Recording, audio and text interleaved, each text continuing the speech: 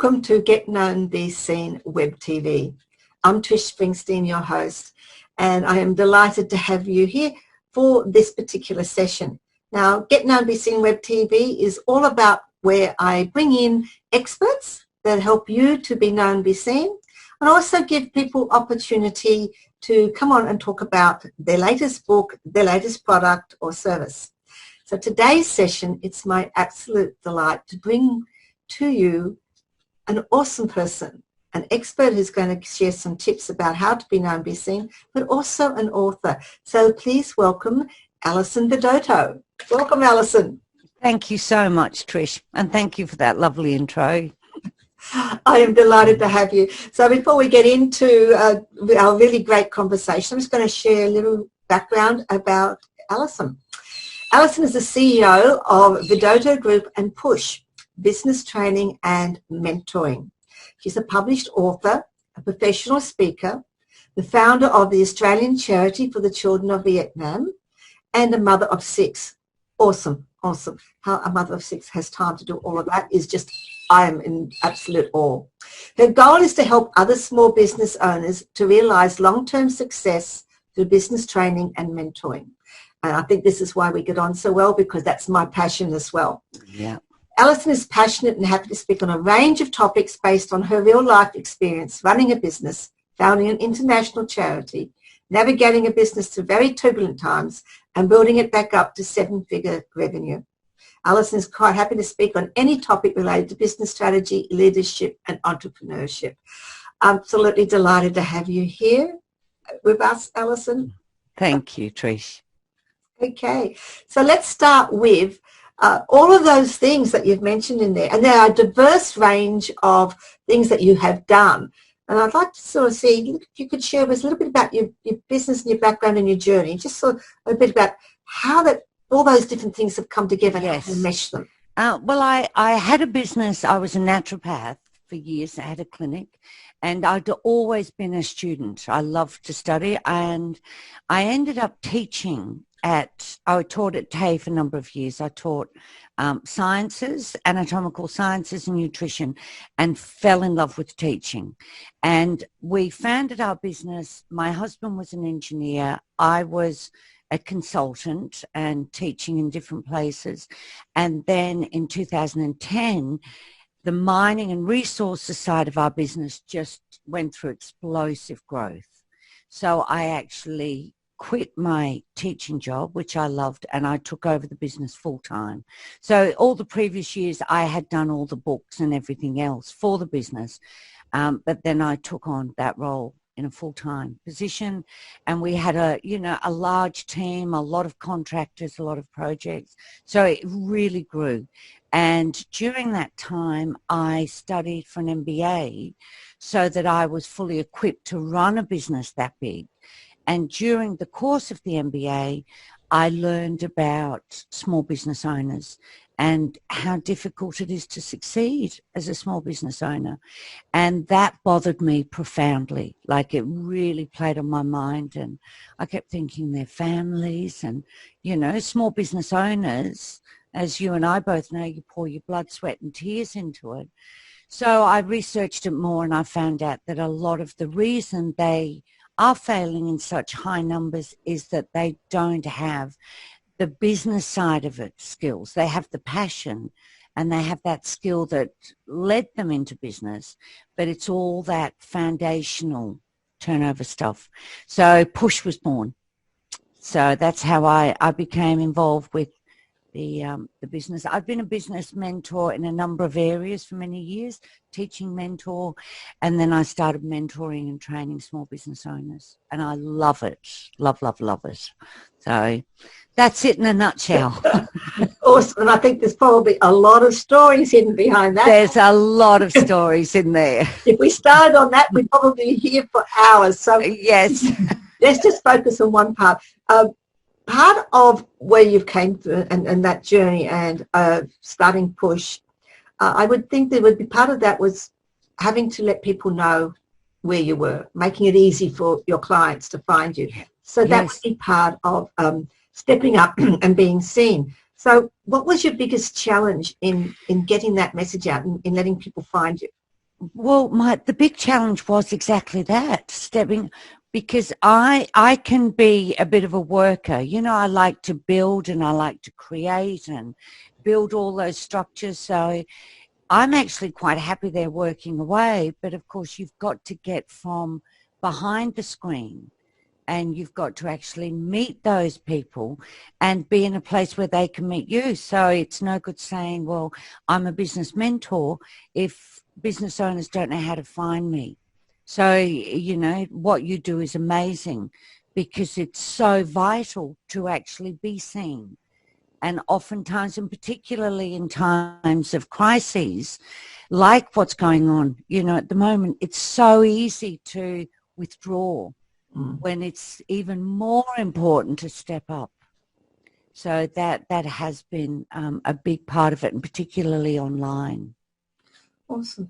So what would be the couple of things methods that you use? Now, we've just sort of said you wanted to get out there as a business mentor, you had to be seen. So, yes, so one of the things that I have done is I've taken a lot of my business online.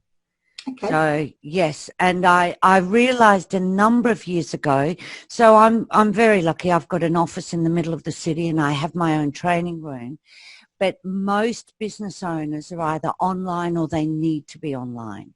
And so I started to actually build that whole online presence, the social media, my blog, guest blogging for other people, all of that. And now, of course, guest podcasting. I speak on a number of different podcasts, and just getting out there and stepping up and being seen online has been pivotal for my business. Awesome. I love that you saw that early, because one of the things that happens with people, especially in bricks and mortar businesses, they don't see outside that square. Yes. Yeah. And I hear you. I know what you mean. It's very easy to just push harder at what we're doing rather than pivot. so You know? for those people, what would be a couple of first steps that you suggest they take? I think one of the very first things to do, and this was a lesson I learned, you know, by sort of falling flat, is to get on the right platform, to know who your ideal client is and be on their platform. Now, I set up for Vidotto Group, which is the resources part of my business, I set up a lovely Facebook page, and I belonged to the right groups, and I was sharing the right images and the right quotes, and we worked so hard for maybe 8 months, and it was crawling along. If I'm honest, it was really pathetic. I think we had, you know, like 55 people, and we knew most of them. And then I realized that, you know, we needed to be on LinkedIn. And I kept saying to my husband, who's an engineer, you need to be on LinkedIn. We need to look at. So one day I just took over his LinkedIn. I just set it all up like a bossy wife. I set it up, and then we had, honestly, within days, we could not keep up with the contact requests. So I ended up giving his password to each of the admin team, and then we built a system around that, you know, where we'd accept the request with a message, and we had thousands of contacts in a very short period of time. So we'd been hanging out at the wrong party over at Facebook, you know, so we were never going to be seen over there. But of course, push, it's different. You know, small business owners do quite like Facebook, so you'll get more interaction. So I think the very first thing to do is know your avatar. You've got to know who it is you're serving. And as you get to know them, you'll know which platform they're on. And of course, in your industry, you know, if you're a photographer or an artist, you're going to be on Instagram. You know, so I think those two, get on the right platform and get seen by the right people. Yeah. And not an Instagram, Pinterest would be a really good one for. Yes, it's a hidden one, isn't it? I don't know if you've done much on Pinterest, but I find it an interesting one. It is, and Pinterest is actually a search engine too. So it works. What I do, I'm very systemized. You know, I'm incredibly organized. I think being a mother of 6 who moved all the time, we moved about 20 times. So I'm great at systems and being organized. So for my content, I'll write an article and then we repurpose it for each of the platforms. And for most of my blog articles, we'll make infographics and we post them on Instagram, on Pinterest. And they do well. You know, they're well shared. So you're right, it's a great resource. It's a hidden one because people, the poor Pinterest has had this sort of perception that, oh, it's just for cooking and craft and others. But, you know, it is a business. You're right. It's a big search engine and businesses do search. Yes. And, you know, females were ones that, women are ones that make a lot of decisions in business and purchasing, buying power. And that's where they go. It's that's where you're wanting. Yeah. And I think to Instagram from like 18 to 25, you know, they tend to like, although that's changing a little bit, but it's primarily, you know, so again, if you know who your ideal client is, and if they're over 25 and way over 25, chances are they do prefer Pinterest, you know, to Instagram. But I agree, it's a hidden gem. And the hardest thing, as you've just pulled out, people, is what you've heard Alison share, is that knowing who your niche is, your clients, your people that you're speaking to and where they are hanging out is absolutely paramount. And you've probably heard many of the people that I've had on here talk about that, and you've probably got coaches and mentors, business coaches and mentors who will hammer that in. But the reason they do is exactly what Alison's just shared, because if you're in the wrong spot, it's not working. Yep, it is. I heard a thing, it's like, you know, watching the traffic when you're actually waiting for a plane. You know, I love it. Yes. You're standing there watching the trains and cars go by and, you know, you need to catch a plane. So it is that. And I think one of the best things anybody can do for their business is the ideal client interviews. It's something that, you know, even after years in business, I still do regularly. I talk to my ideal clients, and they're an incredible source of information and content, you know, for when you're creating your content. They'll tell you what they want. So they make life easy. So do you want to share a little bit about the ideal client interviews? What do you do with that? How do you set that? Well, what I do, so for people I mentor who haven't done, I recommend that they do at least 6. And, you know, you really dig deep. It's, you know, what platforms are they on? What groups do they belong? What do they like to read? What are their favorite podcasts? And what, you know, what do they worry about? What problem would they like to be gone really quickly? You know, who are their business crushes is another one. And what I do, I have a few people who are my ideal client, and I like to meet with them. And we'll have a coffee or lunch or breakfast. And just in the conversations, I find so much of, you know, what they really need, what's happening in their business. So it's just opening up that conversation to the people, you know, who you're creating content and products for. That's so important. Awesome. I think that's a very, very good point to pull out, because most people in their business, they get so involved in the mentoring or into connecting, into selling, into that. And they don't forget about the relationship side of it. Yeah. Yep. And that's where the gems come from. I mean, you know, a few of the people, they're now dear friends, you know, we catch up and we'll share lots of information. But, you know, and sometimes I'll actually send them some content I'm creating and say, look, I'd love your feedback on this. Because I know if it really resonates with them, it's going to be a good piece of content. And, you know, I get the gift of the truth back where they'll say, oh, no, that just doesn't do it for me.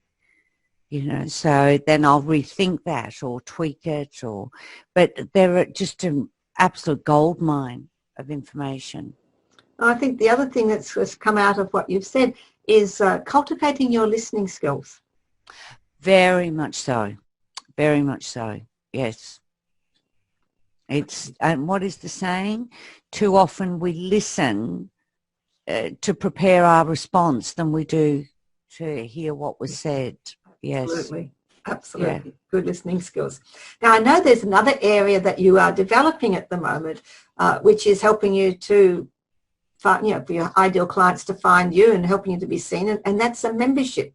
So do you want to share a bit about why have you gone down to this track and why do you think it's so valuable for you?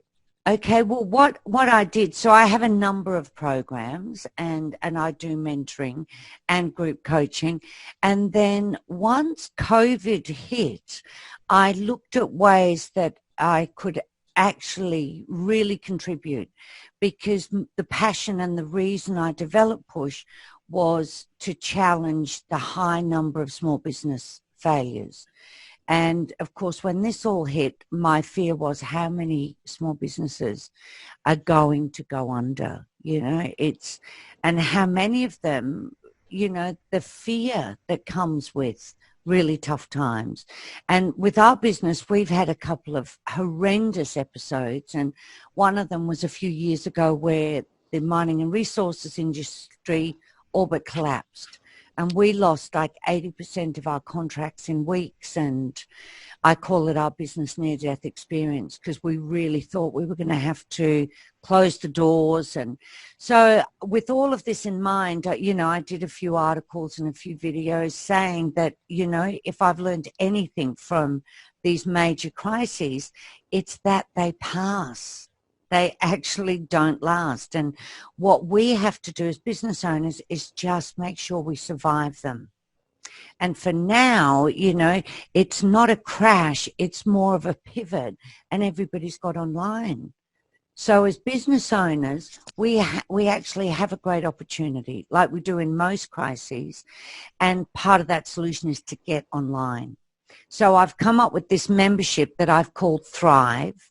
And it's all about managing the social media, getting your business online, dealing with digital marketing, all that sort of thing. And at the moment, I've got it just at founding price during this COVID thing at $37 a month. So it's less than $10 a week that small business can get on there. And I actually go through social media strategy and just get your business online, because I think in today's world, to not be online is really tying your hands behind your back, Absolutely. I agree. You need to have all of those possibilities, because your clients are hanging out in a whole lot of different areas, and you need to have those options open for them.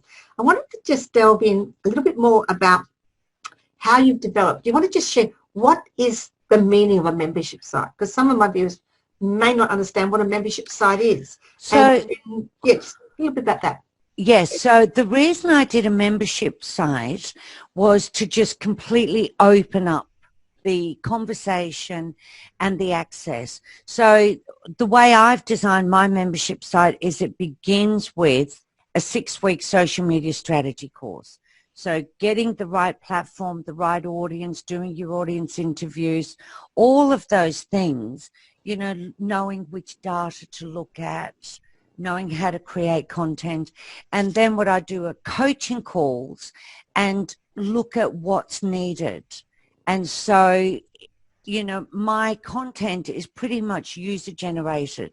So for example, last week we had a big coaching call, and what they want me to do is to create a class on Facebook Ads Manager. So they want to know how to use that. So there's a resource library. There's, I've been in business a very long time, and I've been a student forever and a day and online. So I have access to a lot of tools that people just don't know about, and I'm in 2 masterminds in the US. I've got my own mentors and I just share all that. So it's an ongoing access to knowledge and resources and support. So that's my definition and my reason behind creating a membership. So what would you think would be two valuable items that if, say we've got a bricks and mortar business, or even just someone who has already been online and is building up a presence there, what would be the two advantages, do you think, of someone having a membership? What is the... Well, I think the biggest advantage is the guidance and support, because it's ongoing mentoring. So they have access. We have a closed Facebook group as well, so they have ongoing access. And I think just having somebody who's walked this path, and I've always had a mentor. I've been a mentor for 15, 20 years, and I've had mentors longer than that. And I don't think anything is as valuable as having that knowledge of somebody who's walked the path before you. So I think that is number one, is just having that support. Now, whether it's with a membership or it's with a private mentor, just be sure that you get it. That's the number one advice that I would give to anyone. Don't go this alone. You know, you don't need to make all the mistakes. Other people have made them and, you know, learned from them, and they're happy to share that knowledge. So I think, you know, having that mentoring support and then having access to the knowledge, because we don't know what we don't know. So actually having somebody saying, well, if you're going to be on social media, you need a strategy. You need a clear, I mean, my profession is I'm a business strategist, and I honestly believe that without strategy, any part of your business, you're just, you know, you're just going in circles, because you've got to have, you know, you've got to know where you're going, and you've got to know how you're going to get there. And it's very much the same online. You know, it's no good being on Facebook if your clients are on LinkedIn. It's no good being on LinkedIn and you're sharing your weekend barbecue photos. You know, it's knowing the procedures and the processes for each of those platforms and how they all come together and how the data plays into that, you know, and how to put, you know, a campaign behind what your goals are. Because we've all got, you know, that vision and mission and goals. How does your social media strategy work with your, you know, strategic planning and goals of your business? So I would say mentoring and strategic planning would be the two. Awesome. This is two tips, because if you put your mentoring in place and you put your strategic planning in place, you are actually putting in a big plan to be known, be seen. And when you do that, you are making it very easy for your clients to find you with that respect. And okay, also, I think that's two valuable points for our viewers too. And yes, and when you've got that strategy in place and you are seen, you're then telling those people how to, you know, move forward and move along that buyer journey with you. You know, because you're being seen strategically. You know, you're not just madly waving at them. And once you've got to that point, then you too might decide that having a membership part of your business could be a very valuable part. It's not for everybody, I would agree, if you agree. Yes. Not everybody needs to have a membership part of their business, but it is a very valuable a part of sharing value as you're getting out there. Yes, okay. For sure. What would be your biggest lesson or insight that you've had? I think the biggest lessons have come, you know, from the toughest times, like happens to most of us. I would actually say the strategy, having the plans. You know, because even if you head off on the wrong track, if you've got a map, a road map, it's easier to get back on. Whereas when you don't have that strategic plan, oftentimes you don't know that you're off track until you've gone, you know, so far into the wilderness. So I would say number one, and I think that's what helped me to pivot during the times we really had to pivot and fast. Awesome.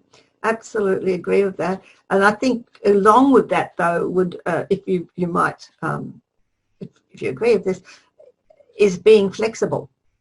There's Yes. a danger, isn't it, with having, that's the downside of having a strategy plan. Sometimes people now, they've got this beautiful strategy plan, Yes. and that's it. But I think part of having a strategic plan is actually preparing for crises and being adaptable and having grit to pivot when you need to is very much a part of your strategy, because, you know, we don't know how things will unfold. So a strategic plan gives you those guidelines, but it's not very often that, you know, life and business follow your plan. No. But at least you have a plan, you know, and then, like I said, you can get back on track so much easier. But as you say, yeah, that flexibility. Awesome. Because people hear the word plan and they hear the word strategy plan and they sort of feel that that's, okay, these are the steps I've got to boom, boom, boom. And they forget about that part of that plan is what you've just shared, is having a risk management, having an alternative, having an idea where to go. Quite often they leave that step out, and that's where they get caught. Yeah. And if they actually do plan things out, then they're clear on their goals. And so it's much, much easier to navigate, you know, if you've got those plans, you know, to look at, because it's very, very sad, I think, the number of times that people's business fall over because there was nothing strategic in what they were doing. Awesome. Thank you for sharing that. I think that's a very valuable, there's some really brilliant gold nuggets there that we've had. You've got a free gift that I think is extremely pertinent in these times to share. Would you like to just share a bit? Yes. I have a social media checklist that basically just outlines the points that you need to, you know, be on top of for your social media to be meaningful and grow, you know, because it's very easy to grow numbers. But again, if there's no strategy behind it, you know, you can end up with 1,000 followers who are never, ever, ever going to become clients. So it's a checklist to make sure you're on the right track with your social media.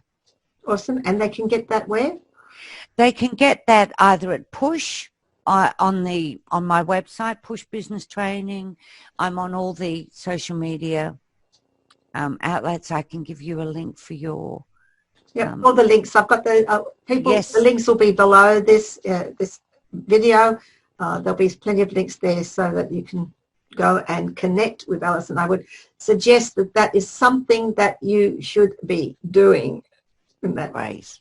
Now, before we go, just really quickly, you've also got a book. And I do have a book, 22 Leadership Fundamentals. I could have had a copy here. I wrote the book, yes. It's about leadership in business, in life and community. And it's got a lot of valuable tips in there about being known, being seen as well as a leader. Yes. Yeah. Awesome. And stepping up, you know, just stepping up and be seen for sure. Yep, and that's the first step, people, is to take that first step, which is a massive step for some. But once you do, it creates movement and you continue on that journey. Alison, thank you so much for being with us in this session. Pleasure. Thank you so much for having me. It's been great to talk to you. Awesome. People, we've got some really great gold nuggets from what Alison's been sharing today.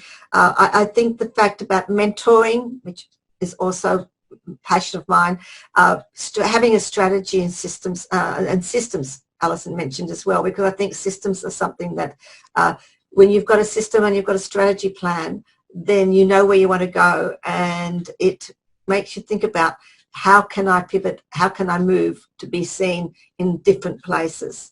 So think about that. Those are some of the gold nuggets. There's been a lot of other gold nuggets that's been shared today. People, you've been watching a Get Known, Be Seen web TV. Our special guest today has been Alison Vidotto, who's shared some massive gold nuggets. Don't forget that our links below if you would like to have another conversation with Alison. It's about her strategy plans, about social media. Don't forget the freebie, the social media list.